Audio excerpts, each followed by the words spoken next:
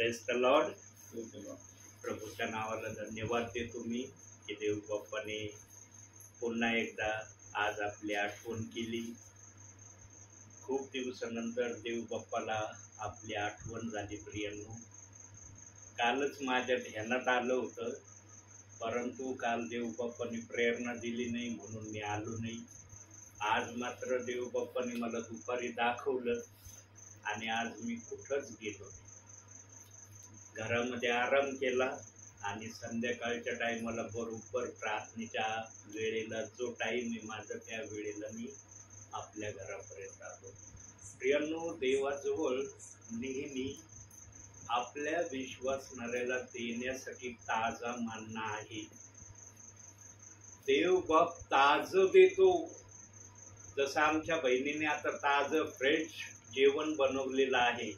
दुपारचं जेवण किंवा सकाळच्या जेवणावर तुम्ही संध्याकाळचं जेवण जेवणार का? कधीच नाही. तसं देवबाप पण आपल्या विश्वासणाऱ्याला फ्रेश मानना देतो. मग तो कसा द्यायचा ना, ते पवित्र आत्म्याला कळतं. सेवकाला कळत नाही कधी कधी की मानना कसा देणार आहे, कोणत्या प्रकारे येणार आहे, कोणत्या वचनातून येणार आहे. देवबाप बरोबर दाखवतो की कोणत्या वचनातून आज मी माझ्या या प्रिय लेकरांना आशीर्वाद द्यायचं ठरवलेलं आहे. म्हणून भक्तीची सुरुवात आपण प्रार्थनेने करूया आणि आज समीक्षा प्रथम प्रार्थना करणार. आपण प्रार्थना करू. पवित्र पवित्र आदिश परमेश्वरा, आकाश आणि पृथ्वी यांचे उत्पन्न करते बाप्पा, आतापर्यंत सांभाळाच पण मी तुला धन्यवाद देते बाप्पा. आज पालक साहेब जो संदेश सांगणार आहे बाप्पा, तो आशीर्वादित कर बाप्पा. तू म्हणतो जिथे दोघे किंवा तिघे तिथे तू आहेस बाप्पा. आमचा असा विश्वास आहे की तू इथे उपस्थित आहेस बाप्पा. बाप्पा, इथे बसलेल्या सर्वांना तो आशीर्वादाने भर बाप्पा. आमच्या दिदीला तो आशीर्वादाने भर. तिला कोण सांभाळ तू कर बाप्पा. पालक साहेबांचं जसं येणं आशीर्वादित केलंस तसे त्यांचं जाणं आशीर्वादित कर. ही छोटीशी प्रार्थना दादा प्रभू येशू ख्रिस्त याचे गोड आणि प्रिय नावात म्हणतो आहे. आमेन. प्रियांनो, बायबल मध्ये पित्याने पुत्रावर प्रीती केलेली आहे. बायबल ओरडून ओरडून सांगत आहे आणि येशू ख्रिस्त देखील आपल्या पित्याचं गौरव जिथं योग्य वाटलं तिथं येशू ख्रिस्त आपल्या पित्याविषयी बोलल्याशिवाय राहिलेला नाही. म्हणजे प्रीतीची सुरुवात पित्याने पुत्रापासून केलेली आहे असं बायबल आम्हाला प्रमाणित करतो. परंतु प्रियांनो, हे जी प्रीती करण्याची भाषा पवित्र आत्मा बोलतो ना, ही भाषा आम्हाला समजणं तितकंच गरजेचं आहे जितकं देव बाप्पाने आवश्यकतेने लिहिलेलं आहे. आम्हाला जर पित्याचं लिहिणं कळलं ना प्रियांनो, आम्ही कधीही आमच्या भावी जीवनामध्ये डाऊटफुल ख्रिस्ती जीवन जगणार नाही. प्रीती या शब्दामध्ये देवाने इतका आशीर्वाद ठेवलाय प्रियांनो, इतका आशीर्वाद ओतप्रोत भरलेला आहे. आम्ही जेवढा घेऊ ना तेवढा तो आमच्याकडे येण्याचीच तयारी दाखवेल. इतका आशीर्वाद त्या प्रीतीमध्ये ठेवलाय. परंतु प्रीती आमच्यामध्ये येण्यासाठी सर्वप्रथम आमच्याजवळ पवित्र आत्मा असला पाहिजे. पवित्र आत्मा आहे तर सर्व आहे आमच्याजवळ.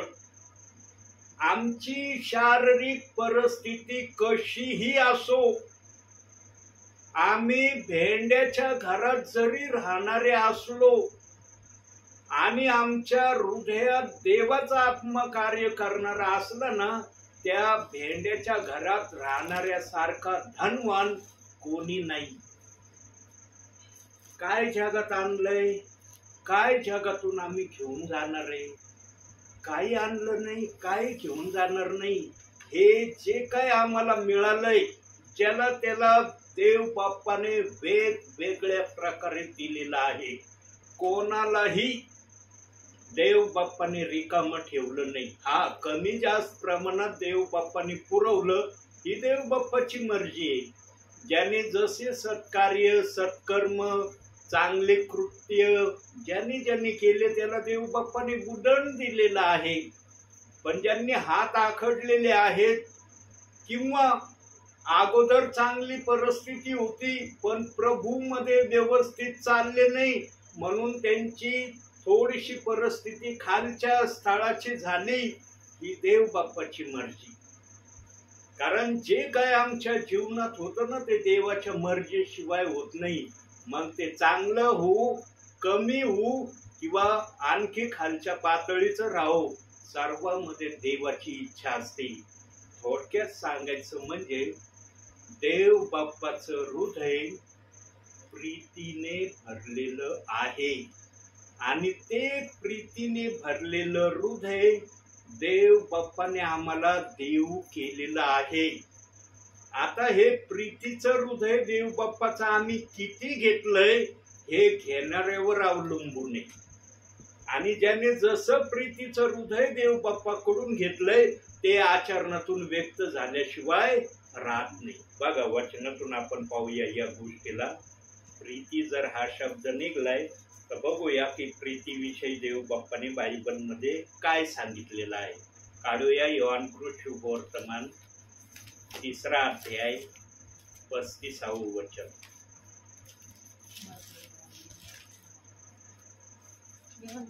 वर्तमान 3रा अध्याय 35वे वचन. पिता पुत्रावर प्रीती करतो आणि त्याने सर्व काही त्याच्या हाती दिले आहे. बघा, सगळं काही,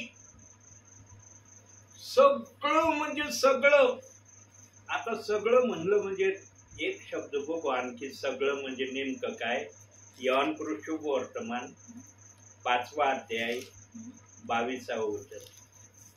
पिता कोणाचाही न्याय करत नाही तर न्याय करणाऱ्याचे सर्व काम त्याने पुत्राकडे सोपून दिले आहे. इथपर्यंतची सेवा पुत्राला प्रदान केलेली आहे. न्याय करण्याची देखील जिम्मेदारी पित्याने आपल्या हातात ठेवलेली नाही. ती जिम्मेदारी देखील पुत्राला त्याने बहाल केलेली आहे. आणि तो पुत्राला म्हणालेला आहे, तू त्याचा जसा न्याय करशील तो न्याय मला मान्य आहे. पण पित्याने एक ठराव केलेला आहे न्यायामध्ये. बघा, तर जेव्हा अधिकार पित्याकडून पुत्राला मिळाला तेव्हा पुत्राने पण या न्यायामध्ये एक ठरवण्याचं ठरवलं. पण पित्याने आक्षेप घेतला नाही. मी तुला न्याय करण्याचा अधिकार देतो, तू अशा प्रकारे न्यायाच्या प्रक्रियेला आपल्या मनाने तयार करण्याची इच्छा का करत आहे. बघा, आता त्याचा पुरावा बघू. योहानकृत शुभवर्तमान 5वा अध्याय 24वे वचन. मी तुम्हाला खचित खचित सांगतो, जो माझे वचन ऐकतो आणि ज्याने मला पाठवले त्याच्यावर विश्वास ठेवतो त्याला सार्वकालिक जीवन प्राप्त झाले आहे आणि त्याच्यावर न्यायाचा प्रसंग येणार नाही. तो मरणातून जीवनात पार गेला आहे. बघा, काही जणांचं पुत्राने न्याय न करण्याचं ठरवलं. पित्याने फक्त अधिकार दिला, सगळ्यांचा तू न्याय करण्याविषयी मी संतुष्ट आहे. पण जेव्हा अधिकार पुत्राला मिळाला पित्याकडून त्याने तेव्हा एक डिसिजन आपल्या मनाने ठरवली. एक चांगली कृत्य त्याने आपल्या इच्छेने बायबलमध्ये प्रगट केलं. आणि काय म्हणतो तो, काही जणांचा न्याय मी करणार नाही. प्रियांनो, धन्य ते प्रियजन असणार आहेत ज्यांचा न्याय होणार नाही. ख्रिस्ती जीवन जगत असताना प्रियांनो हीच आशा अपेक्षा देव बाप्पाकडे करा. देव बाप्पा, माझा न्याय होणार नाही असं ख्रिस्ती जीवन मला जगण्यासाठी तू पवित्र आत्म्याच्या प्रेरणेने चालू. तर ख्रिस्ताच्या नावात उगाच राहायचं म्हणून राहायचं, करायचं म्हणून करायचं, चालायचं म्हणून चालायचं, या ख्रिस्ती जीवनाला काही अर्थ नाही प्रियांनो. अर्थहीन ख्रिस्ती जीवन जगणं आणि अर्थाचं ख्रिस्ती जीवन जगणं याच्यामध्ये फार मोठा अंतर आहे. अर्थाचं ख्रिस्ती जीवन जर जगायचं असेल ना, तर बायबलकडे लक्ष दिल्याशिवाय अर्थाचं ख्रिस्ती जीवन कोणालाही जगता येणार नाही. हा म्हणते 30% कुणी जगल, कुणी 60% जगल, कुणी 100पैकी 100वर जगण्याचा प्रयत्न करून तो त्यांच्या कृतीवर अवलंबून आहे. पण जे अर्थाचं ख्रिस्ती जीवन जगण्याची इच्छा ठेवतात त्यांच्या जीवनामध्ये या 3 स्टेजेस नक्कीच असतात. ते या 3 स्टेजेसच्या खाली कधी नसणार आहे. ते 29% कधीच ख्रिस्ती जीवनाचा अनुभव नाही घेणार. कमीत कमी 30% तरी ते ख्रिस्ताच्या जीवनाचा अनुभव आपल्या जीवनामध्ये अनुभवतील आणि त्याचं प्रतिफळ मग वरती देवबाप्पाने सांगितलंय, ज्याच्या त्याच्या कृत्याप्रमाणे माझ्याजवळ द्यायला वेतन आहे. आम्ही वेतनासाठी जर काय केलं तर वेतन मिळेल. वेतनासाठी काहीच नाही केलं, ख्रिस्ताच्या नावात राहून काय वेतन वरती घेणार आहेत आम्ही. आज काही जण ना बिना वेतनाचे प्रभूच्या नावात चालले. ठेवलाय ना विश्वास, प्रभू आल्यावर मला घेऊन जाईल. निस्ता विश्वास ठेवला म्हणजे स्वर्गात जायचं परवानगी मिळाली असं नाही. विश्वास ठेवला म्हणजे तुम्ही स्वर्गात जाण्याच्या योग्यतेचे झाले, पण त्याच्यासाठी कृती करावी लागेल. देवबाप स्वतः वचनातून बोललाय की कृतीशिवाय विश्वास निर्जीव आहे. कुठं दिलंय पाहूया जरा हे वचन. हे वचन फार महत्वाचं आहे. याकोबाचं पत्र 2 अध्याय 24 वचन.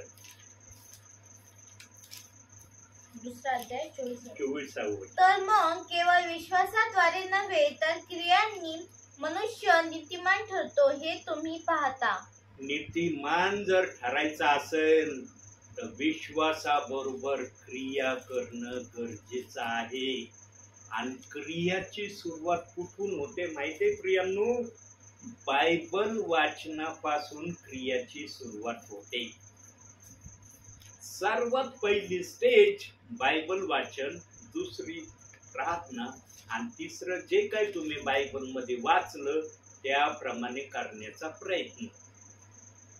एवढं जर ख्रिस्ती जीवन जगण्याचा तुम्ही प्रयत्न केला ना प्रियांनो, जसा येशू म्हणला ना, पृथ्वीवर आपली धनसंपत्ती साठवू नका, स्वर्गात आपली धनसंपत्ती साठवा. तो विश्वासणारा किंवा विश्वासणारी आपल्या स्वर्गामध्ये जिथं ती जाणार आहे तिथं ती धनसंपत्ती साठवी आहे. फक्त 3 गोष्टीवर आमची धनसंपत्ती देव बाप्पाने अवलंबून ठेवली आहे. किती जण या 3 गोष्टी करतात तंतोतन? किती जणांना म्हणता येतं की मी थोडं का होईना या 3 गोष्टी करण्याचा प्रयत्न करतो. पूर्ण जरी माझ्याच्याने नाही होत काही कारणामुळं, पण थोडं का होईना करण्याची माझ्या हृदयामध्ये मी अपेक्षा धरून ख्रिस्ती जीवन जगत आहे. ज्याच्याजवळ अपेक्षा आहे, आशा आहे, त्याला निडरतेने म्हणता येईल, प्रभू कोणत्याही वेळेला येऊ द्या, माझं प्रभू बरोबर जाणं होणार.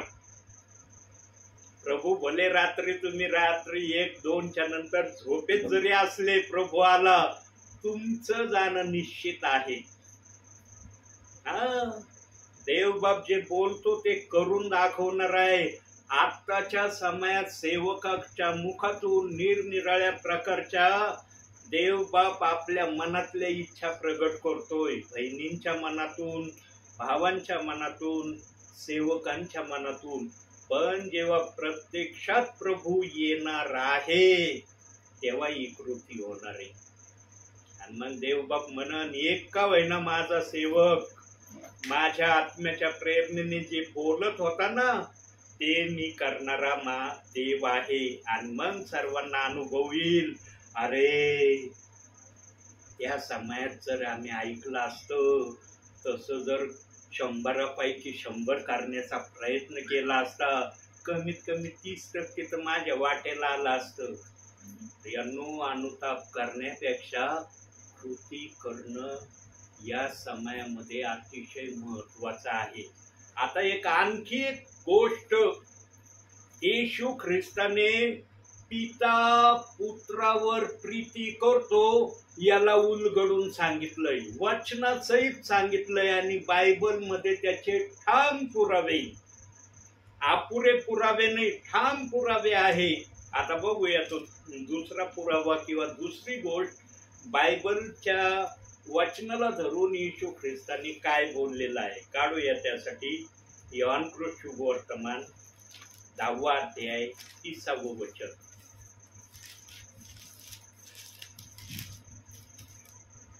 मी आणि पिता एक आहोत. बघा, ही एक गोष्ट येशू ख्रिस्ताने सांगितली, मी आणि पिता एक आहोत.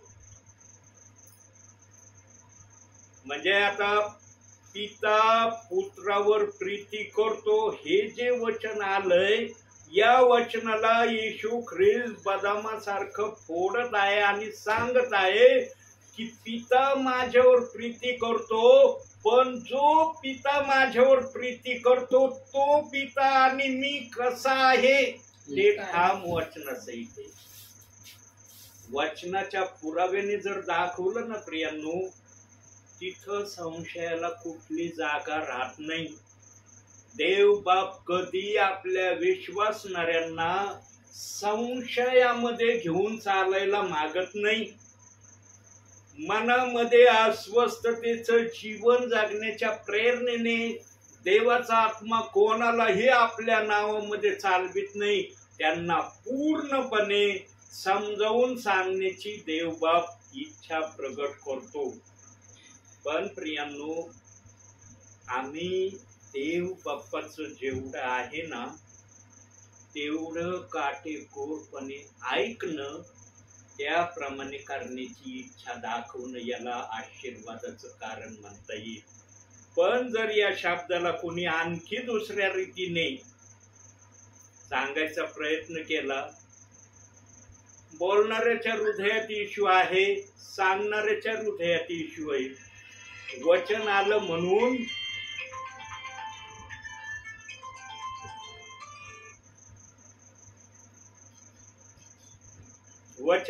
म्हणून दोघांमध्ये तुझं खरंय का माझं खरंय ही कॉम्पिटिशन वचनाला घेऊन कधी करू नये.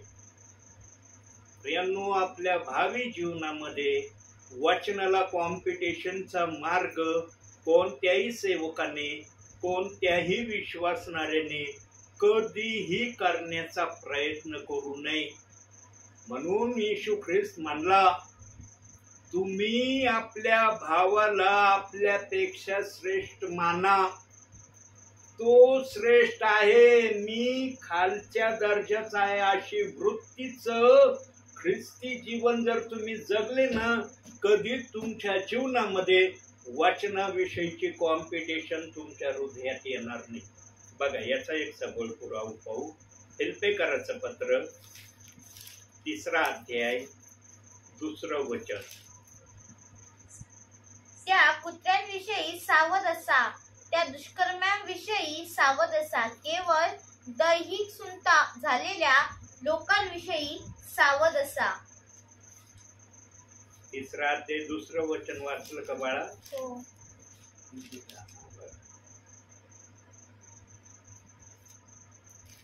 सॉरी, 2रा अध्याय 3रं वचन.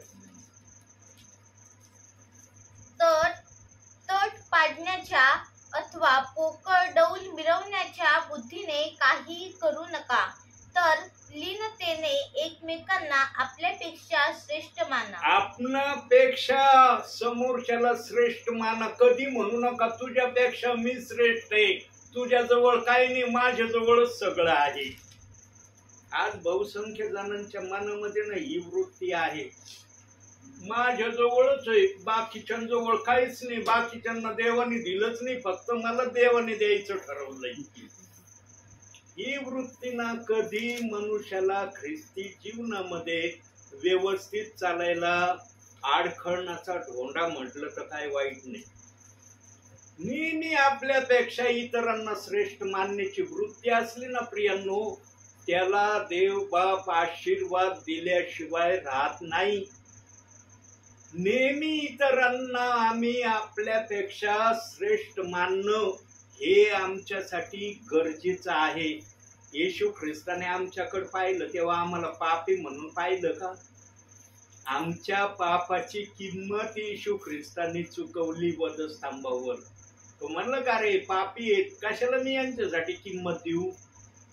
म्हणलं का येशू ख्रिस्त? अहो खुशीने त्याने आमच्यासाठी प्राण दिला. एक वेडा वाकडा शब्द आमच्या येशू ख्रिस्तानी काढला नाही, ज्याची वाट सैतान 33.5 वर्ष बघत होता. 33.5 वर्ष सैतान तरसला येशूच्या मुखातून एक वेडा वाकडा शब्द ऐकण्यासाठी, पण आमच्या येशूने एकही वेडा वाकडा शब्द काढला नाही. किती नम्र राहिला आमचा येशू ख्रिस्त, किती नम्रतेचं जीवन आमचा येशू ख्रिस्त जगला. आम्हाला तेवढं जगता येणार नाही, कारण तो देवाचा पुत्र होता, पण आम्ही थोडं बहुत जगू शकतो ना वचनाप्रमाणे. सर्व जरी आम्हाला तंतोतंत करणं जमलं नाही, पण जिथं आवश्यकता आहे तिथं तर आम्ही ते दाखवणं गरजेचं आहे ना. परंतु प्रियांनो, जिथं अशी वेळ येते ना काहीतरी दाखवण्याची, लीनता प्रगट करण्याची, नम्रता प्रगट करण्याची, जिथं सुवर्ण संधी असते ना तिथं काही जण ही संधी गमावतात. मीच मोठा आहे, तू छोटा आहे, तुला काय माहित नाही, मला सगळं माहित आहे, मला सगळं देवाने सांगितलं, तुला काही नाही सांगितलं. अशी भावना काही जण व्यक्त करतात. प्रियांनो, कधीही पाडाई मारू नये. नम्रतेचं ख्रिस्ती जीवन जो जगन ना तो आशीर्वादाने ओतप्रोत भरल्याशिवाय राहणार नाही. आणखी एक गोष्ट दाखवली येशू ख्रिस्ताने. मी आणि पिता एक आहो एवढंच बोलून येशू ख्रिस्त थांबला नाही, तर आणखी एक अतिशय महत्वाचा शब्द येशू ख्रिस्त बोलला, तो पण आपण पाहूया. योहान शुभवर्तमान 14वा अध्याय 9 आणि 10.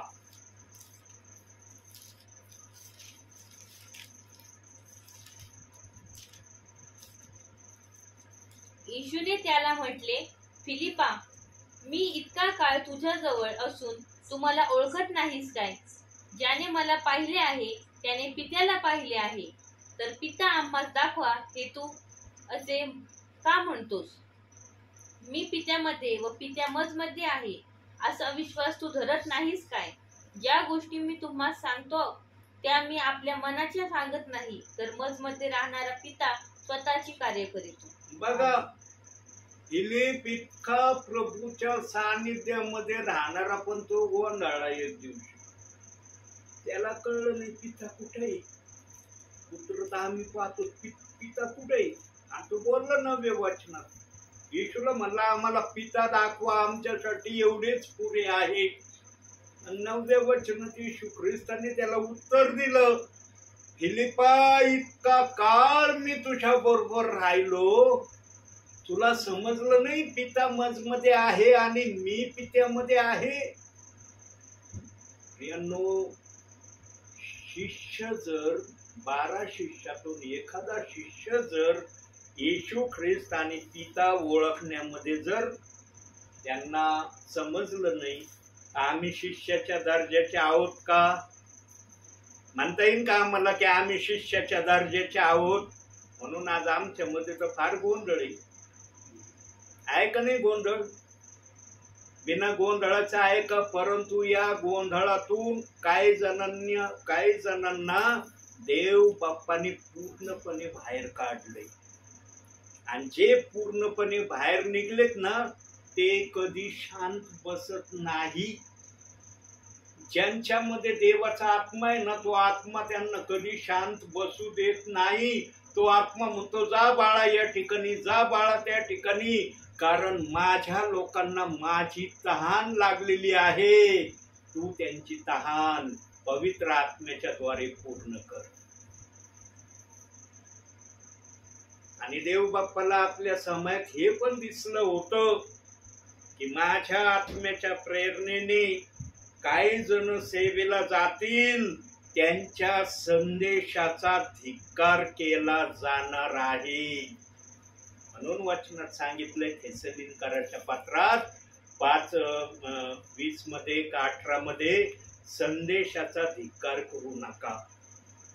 प्रियांनो, जो पण सेवक सेविका ब्रदर आत्म्याच्या प्रेरणेने जे काही बोलतात ना, आत्मा जे काही त्यांना बोलायला लावतो, आत्मा जर या भाषेने बोलायला लागला तर आत्मा या भाषेने बोलू शकत नाही का? या भाषेने बोलू शकत नाही का? या भाषेने त्याला बोलता येणार नाही का? या भाषेने तो बोलण्यास समर्थ नाही का? संदेश प्रत्येकाचे एक सारखे नसतात. का नसतात? कारण पवित्र आत्मा ज्या प्रकारे प्रत्येकाला उपयोगात आणायचं ठरवतो ना त्या प्रकारेच तो बोलतो. पण कधी कधी काय होतं, एखाद्याला वाटतं मी या प्रकारचा संदेश बोलतो ना, या प्रकारचा संदेश सर्वांनी सांगावा. आम्हाला जर 5 बोट नसते ना, एकच बोट जर असतं ना तर सगळ्याचा संदेश या प्रकारेच असता. या स्टेजच्या बाहेर कोणाचाही संदेश पवित्र आत्म्याने बोलला नसता. पण आम्हाला 5 प्रकारचे बोट दिलेले आहेत. म्हणून बायबलमध्ये 5 प्रकारची सेवा देव बाप्पाने ठेवली. त्याच्यातल्या 3 प्रकारच्या सेवा आजही चालल्यात, 2 प्रकारच्या सेवा प्रभूंनी थांबवल्यात असं वचनात सांगितलंय. प्रेषित आणि संदेष्टे यांची सेवा प्रभूंनी थांबवली. सुवार्तिक, पाळक, शिक्षक यांची सेवा आजही चाललेली आहे. फक्त आम्ही ओळखणं गरजेचं आहे, मला देव बाप्पांनी जी सेवा दिली ती सेवा कोणती आहे. आणि हे बघा, एखाद्याला जरी फार अज्ञानपणामुळं कळलं नाही ना सुरुवातीला की मला देव बाप्पाने कुठली सेवा दिली, कालांतराने का होईना देव बाप त्याला समजावून सांगतो तुला कुठली सेवा आहे. आणि प्रियांनो, जगामध्ये ना आम्ही राहत असताना देव आम्हाला जे सांगतो ना ते 100% खरं सांगतो. देव बाप कधी चुकीचं सांगत नाही. हा फक्त आम्ही त्याप्रमाणे करतो किंवा नाही करत हा प्रॉब्लेम आमचा आहे, तो देवाचा प्रॉब्लेम नाही. देव दाखवून देतो तुला कुठली सेवा मी दिली, त्या सेवेवर त्या सेवकाने चलणं गरजेचं आहे. देवाने कोणालाही रिकामं ठेवलेलं नाही प्रियांनो. देव बाप्पाने ज्याला खरोखर प्रभूची सेवा करण्याची आशा आहे ना त्यांना देव बाप्पाने कधी निराश केलं नाही. फक्त 8 आणि शर्त एवढी ठेवली देव बाप्पाने, तुमच्यामध्ये पवित्र आत्मा कार्य करणारा आहे का हे प्रथम तपासा. तो जर असला ना समजून घ्यायचं तुमच्याकडून सेवा झाल्याशिवाय राहणार नाही. म्हणून येशू ख्रिस्त फिलिपाला म्हणला, इतका काळ फिलिपा मी तुझ्या बरोबर आहे, तुला पिता कळला नाही? ज्याने मला पाहिले त्याने पित्याला पाहिले आहे असं तुला दिसत नाही का? आणि जेव्हा येशू ख्रिस्ताने वचनामध्ये थोडक्यामध्ये तिथं देव बाप्पाचं वचन आलंय, देव बाप इतक्या थोडक्या गोष्टींनी फिलिपाला नसल बोलला. पूर्ण समजण्याच्या उद्देशाने हेतूने फिलिपाला येशू ख्रिस्ताने सांगितलं असेल, पण वचनामध्ये थोडक्यामध्ये आमच्या माहितीसाठी जितका आम्हाला पूरक आहे तितकं देव बाप्पाने वचनात ठेवलं.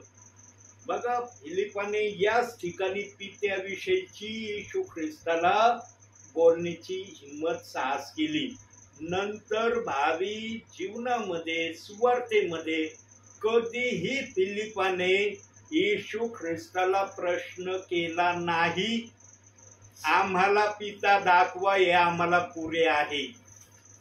देव बाप ज्याला पण जे काही समजावून सांगतो ना, कधी अधुरं सांगत नाही, पूर्ण समजावून सांगतो. ते घेणाऱ्यावर अवलंबून आहे, तो घेणारा पूर्ण घेतो का पूर्ण घेतो. घेणाऱ्याच्या डोक्यात जर बुद्धीने विचार असले, प्रश्न असले ना, मग त्याला हे कळणारच की प्रभूचा आत्मा माझ्याशी काय बोलतोय, कसा बोलतोय. मग तो आपलेच प्रश्न मांडायला सुरुवात करतो. आणि माझ्या सेवेमध्ये मला या गोष्टीचा फार जवळून अनुभव आलाय. अनेक जणांनी प्रश्न विचारले, देवाच्या आत्म्याने त्यांना योग्य उत्तर दिले. ज्यांनी ऐकले ते आज आशीर्वादाने ओतप्रोत भरले जात आहेत. प्रियांनो, पूर्वी कसे होते, आज काय परिस्थिती आहे त्यांची, ते म्हणतात खरोखर आमची परिस्थिती देव बाप्पानी बदलली. ऐकण्यामध्ये ना धन्यता आहे. जो ऐकतो ना तो आशीर्वादितच होतो प्रभूच्या नावाने. देव बाप कधी त्याला आशीर्वाद विना ठेवत नाही. पण ऐकलं पण तसं पाहिजे जसं देव बाप्पाची इच्छा आहे ऐकण्याविषयी. आमच्या बुद्धीने आम्ही ऐकण्याला ठरवू नये. देवाच्या आत्म्याच्या इच्छेने आम्ही ऐकण्याची तयारी दाखवली ना, देव बाप कधी आम्हाला आशीर्वादाविना ठेवणार नाही. आशीर्वाद आमच्या जीवनात येतीलच. आणि सर्वात मोठे आशीर्वाद काय माहिती का? शारीरिक आशीर्वादापेक्षा आत्मिक आशीर्वाद ज्याला मिळतात ना, तो सर्वात मोठा धनवान आहे. आणि त्यालाच खात्रीने म्हणता येऊ शकतं, माझं स्वर्गामध्ये जाणं निश्चित आहे. म्हणून येशू ख्रिस्त पण म्हणला, पृथ्वीवर धन साठवू नका, स्वर्गात साठवा. स्वर्गात हे धन साठवण्याची आम्हाला मुभा देव बाप्पांनी दिली. पण काही जण शारीरिक धनाच्याच माग लागले. नाही, हे पाहिजे प्रथम, नंतर देवाचं बघू आपण. पहिलं हे गरजेचं आहे, हे महत्वाचं आहे, देवाचं वचन नंतर. प्रियांनो, चांगला विचार असतो जो कोणी असा करतो, पण देव त्याच्या पुढचा विचार सांगणारा देव आहे. एखादा जर देवाने जगामध्येच ठेवला नाही तर कोणतं शारीरिक धन साठवीन होतो? कोणतं शारीरिक धन साठवण्याची त्याच्या मनामध्ये इच्छा राहील? हा श्वास आहे ना, या श्वासावर फक्त प्रभूचा अधिकार आहे. देव बाप्पाने या श्वासाला कुणालाही हात लावायचा अधिकार दिलेला नाही. सैतानाला तर मुळीच दिलेला नाही. म्हणून सैतानाला ताकीद देऊन म्हणला होता योबाविषयी, योबाच्या अंगाला हात लावू नको. अंगाला हात लावू नको म्हणजे काय? योबाच्या श्वासाला हात लावू नको. तो अधिकार तुला देत नाही. बाकी योबाचं तुला काय करायचं कर. बघ माझा विश्वासू दास योब तुझं सगळं सहन करतो का नाही. आणि योबाने करून दाखवलं. अहो, योबाविषयी ना परमेश्वराला दया आली. परमेश्वराला कशी दया आली माहितीये का? धुळीत राखेत गळव्याने फोडांनी भरून जेव्हा खापरीने इकडं पुढं पण खाजवायला लागलं ना खापरीने, तेव्हा परमेश्वराला दया आली योबाची. आणि धुळेतून राखेतून जेव्हा योबाला परमेश्वराने पाहिलं तेव्हा सैतानाला म्हणलं, बस झाला आता, माझा दास योब, आता याला पुढची तकलीफ देण्याची तुला मी मुभा देत नाही. माझा दास कोणत्या अवस्थेत आहे मी पाहतो, आता त्याला मी आशीर्वाद देणार. म्हणून 42व्या अध्यायाच्या 10व्या वचनापासून पुढं देव बाप्पाने योबाला आशीर्वाद दिले. पण त्या आशीर्वादाच्या अगोदर 3 मित्रांसाठी योबाने प्रार्थना केली. ते 3 मित्र पण आशीर्वादित झाले. हे असतं प्रमाण. प्रियांनो, देव बाप आमच्या सहनशक्तीच्या पलीकड परीक्षा घेत नाही ना. हे जे बोललं ना, देव बाप कृतीने करून दाखवतो. आम्ही योगाच्या जागेवर जाऊ शकणार नाही हे आम्हाला कळतंय, पण योगाचा थोडासा तरी आदर्शाचा किस्सा आमच्या जीवनात तर उतरवू शकतो ना. थोडं बहुत योगाचं जीवन जगण्याची क्रिया आम्ही प्रभूला दाखवू शकतो ना. देवाने आम्हाला एवढी क्रिया दाखवण्याचा आमच्यामध्ये अधिकार ठेवलेला नाही का? अधिकार चालवणं गरजेचं आहे. आज अधिकार सर्व चालवतात, पण या अधिकाराला ना फार थोडे जण चालवतात. दुसरे अधिकार म्हणले ना मनसोक्तपणे, इथं कुठल्या प्रकारची रिस्क घेतली जात नाही.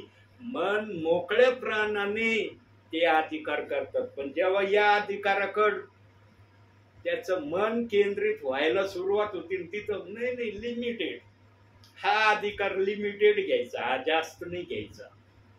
यांनो, हा अधिकार जास्त जीवनात घेतला ना तर आम्ही आशीर्वादित होऊ. बघा, गणसेकराच्या रानामध्ये अंगावर वस्त्रहीन असा तरुण होता आणि ओरडायचा, तो किंचाळ्या ठोकायचा.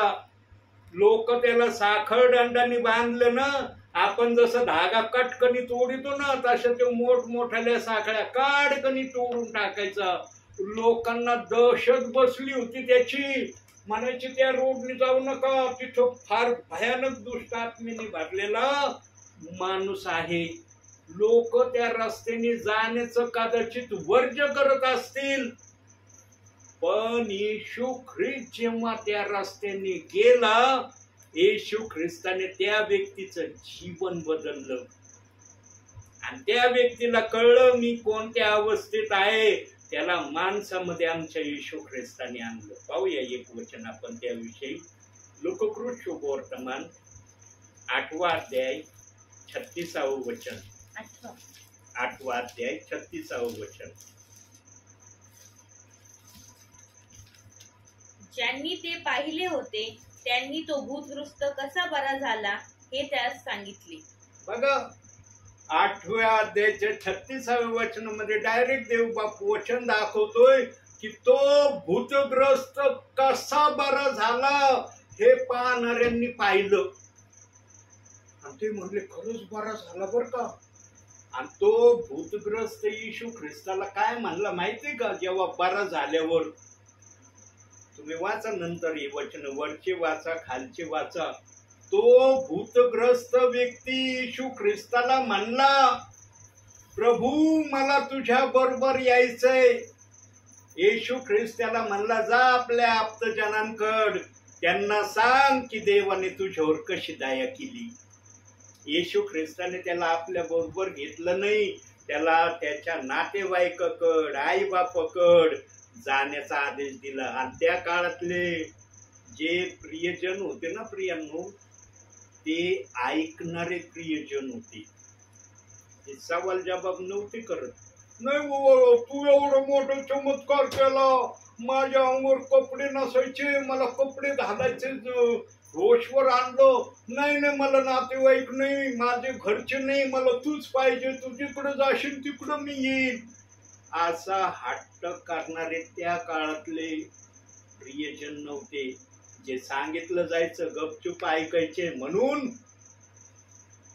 षंडाला जेव्हा फिलिपाने वचन समजावून सांगितलं ना यशायाच्या ग्रंथातून, तेव्हा षंडाने पण विश्वासाने फिलिपाला म्हटला माझा बाप्तिस्मा कर, आणि फिलिपाने लगेच केला. फिलिपने म्हणला, अरे तुझी माझी भेट तर पहिल्यांदा झालेली, जीवनात कधी मी तुला पाहिलं नाही. येशूच्या आत्मेने मला सांगितलं म्हणून मी आलो जंगलामध्ये, तुझा रथ गाठला, तुझ्याबद्दलची मला काय माहिती नाही, मी कस काय तुझा बाप्तिस्मा करू, एवढा मोठा डिसिजन मी कस काय घेऊ. मुळीच फिलिप म्हणला नाही, कारण त्या काळातले विश्वासणारे होय म्हणलं ना तर नाही हा शब्द कधी त्यांच्या मुखात येत नव्हता. आणि जे ते विश्वासणारे जगत होते ना, त्याच विश्वासणाऱ्याप्रमाणे आजच्या वर्तमान काळातले प्रियजन, सेवक असो की विश्वासणारा असो, अशा रीतीने ख्रिस्तामध्ये चालणारे व्हावे. म्हणून मागच्या पिढीच्या विश्वासणाऱ्याची उदाहरणं देवबाप देतो. देवबाप कोणती गोष्ट सांगतो त्याच्या माग हेतू असतो, उद्देश असतो की आम्ही तसं बनावं.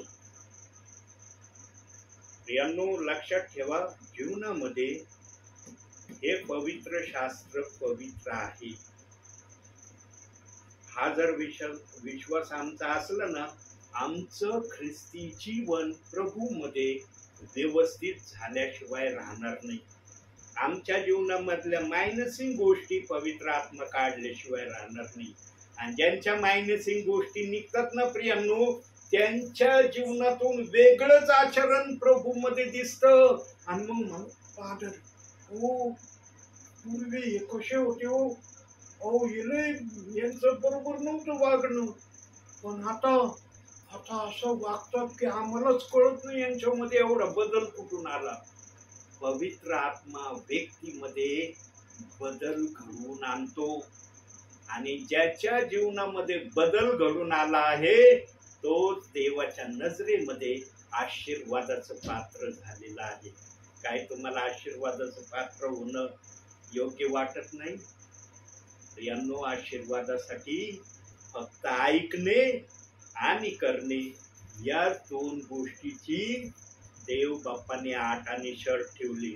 बघा, इस्रायली लोक 40 वर्ष जंगलामध्ये प्रभूच्या सांगण्याप्रमाणे भटकले. प्रभू म्हणलं ना इकडं जा, लगेच निघायचे. मोशेला आदेश दिला ना इकडे घेऊन चल त्यांना, लगेच निघायचे. पण देव बाप्पाने 40 वर्षामध्ये एक चमत्कार त्या संपूर्ण इस्रायली लोकांमध्ये केला. एक चमत्कार केला. काय चमत्कार केला तो वचनातून पाहू आपण. इस्रायली लोकांसाठी काय चमत्कार केला? नेहम्याचं पुस्तक 9वा अध्याय 21वे वचन, शेवटचं वचन हे. नेहम्या इयोबाच्या अलीकड, स्तोत्र संहिता इयोब याच्या अलीकड नेहम्या, स्तोत्र संहितेच्या अलीकड इयोबाच्या अलीकड नेहम्या. 9वा अध्याय 21वे वचन.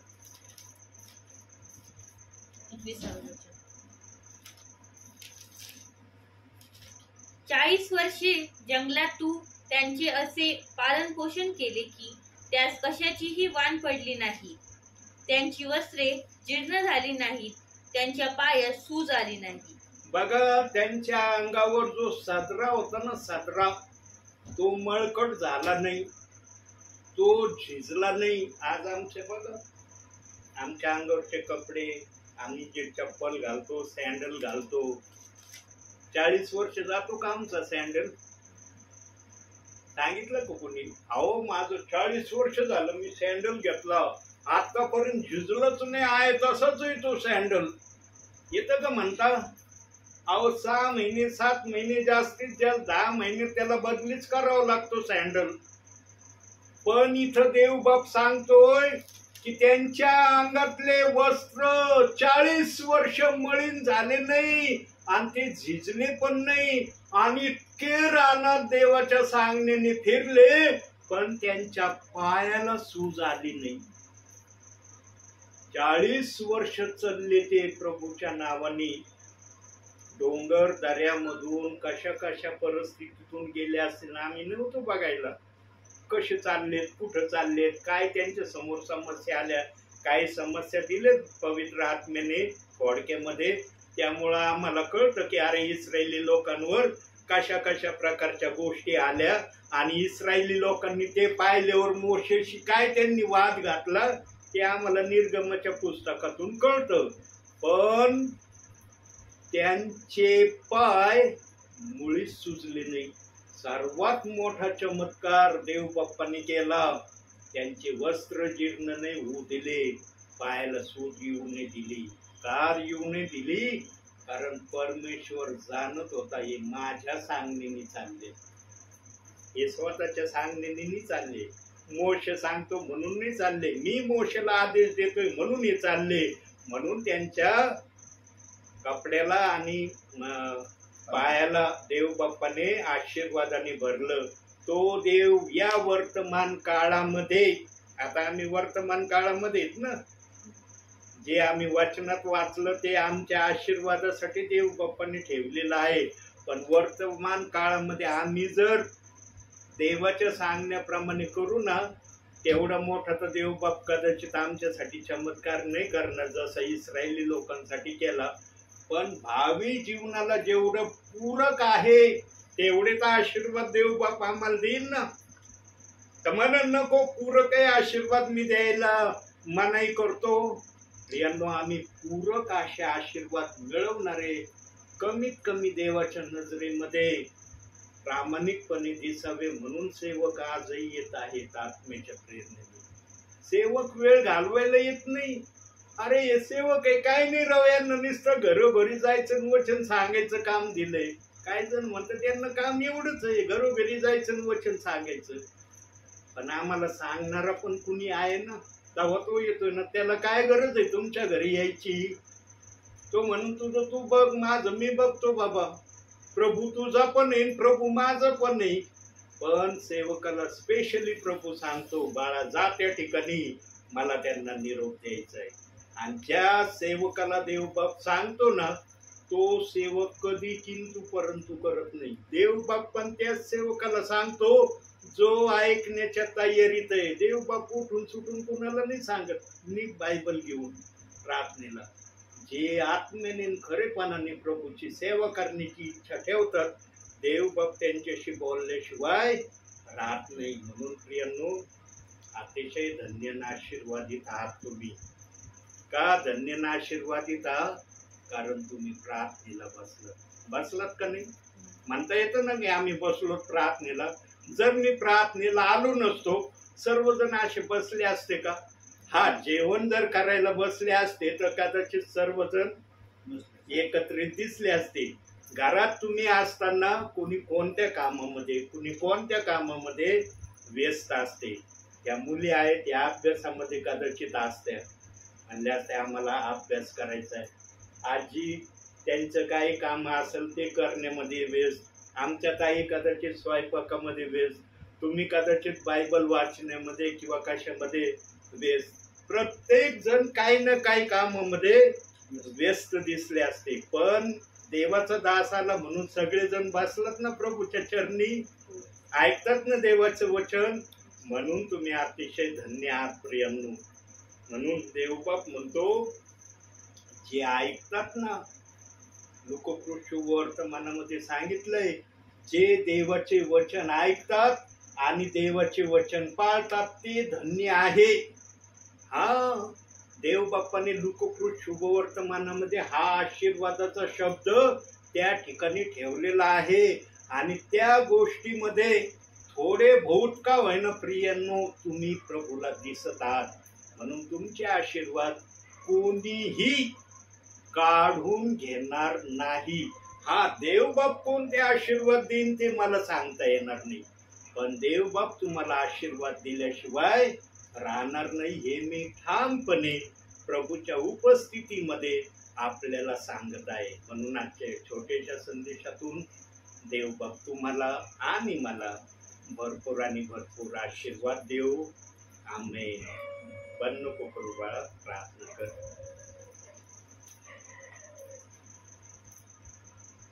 आपण प्रार्थना करू. पवित्र पवित्र पवित्र सेनाधीश परमेश्वरा, आकाश आणि पृथ्वी यांची उत्पन्न करते ईश्वराजा बाप्पा, आतापर्यंत सांभाळच म्हणून मी तुला धन्यवाद देते.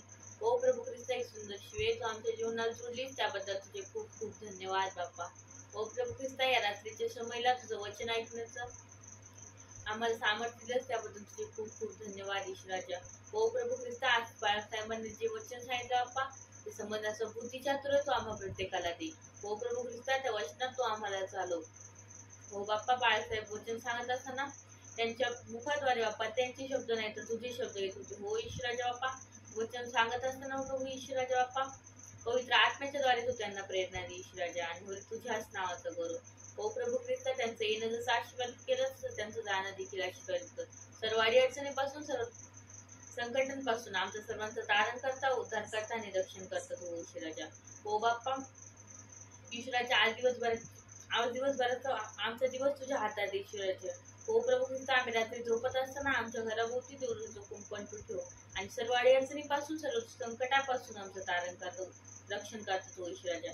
बाप्पा, आम्ही शालेय शिक्षण घेत असताना आम्हाला लागणारा बुद्धी जातो तो आपल्या ज्ञानाच्या भंडारातून पुरव बाप्पा. इथं बसल्या प्रत्येकावर तुझा आशीर्वाद स्वीकारते ईश्वराच्या. ओ प्रभू ख्रिस्त, रात्रीच्या समयाला जे प्रवास करत असतील त्यांचा तो प्रवास सुखाचा कर.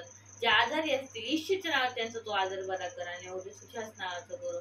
बाप्पा, मी विशेष प्रार्थना करते दीदीसाठी. हो प्रभू ख्रिस्त, बाहेर ठिकाणी एकटी राहत असताना ईश्वराच्या तुझं देवदूताचं जो कुंपण तुझ्या भोवती ठेव. हो प्रभू ख्रिस्त, तुझ्या मार्गात तुझ्या भयात तुला ठेव ईश्वराच्या आणि तुझ्याच नावाचं गौरव बाप्पा. हो प्रभू ख्रिस्त, आम्ही जेवण खाणारे ते तू आशीर्वाद कर. आम्हाला तिला तू सर्वांना येते. या रात्रीचे समय ईश्वराच्या तू कोणाला उपाशी ताणीला भुकेला तू ठेवू नको आणि होली तुझ्याच नावाचं गौरव. हो प्रभू ख्रिस्त, ही छोटीशी प्रार्थना तारणार प्रभू येशू ख्रिस्ताच्या गोडन पवित्र केली म्हणून फक्त तू आशीर्वादित कर. आमेन. हे आमच्या स्वर्गातील बाप्पा, तुझे नाव पवित्र मानले जाऊ, तुझे राज्य येऊ, जसे स्वर्गात तसे पृथ्वीवर. तुझ्या इच्छेप्रमाणे आमची रोजची भाकर आज आम्हाला दे. जसे आमची ऋणी आमच्याहून सोडले आहे, तसे तू आमची ऋणी आम्हाला सोड आणि आम्हाला स्पर्श नको तर आम्हाला सोडून सोड. कारण की राज्य, सामर्थ्य आणि गौरव ही स्वर्गात तुझीच आहे. आमेन. प्रभु यीशु रक्त की जय, प्रभु यीशु रक्त की जय, प्रभु यीशु रक्त का जय जयकार असो. आमेन. आमेन.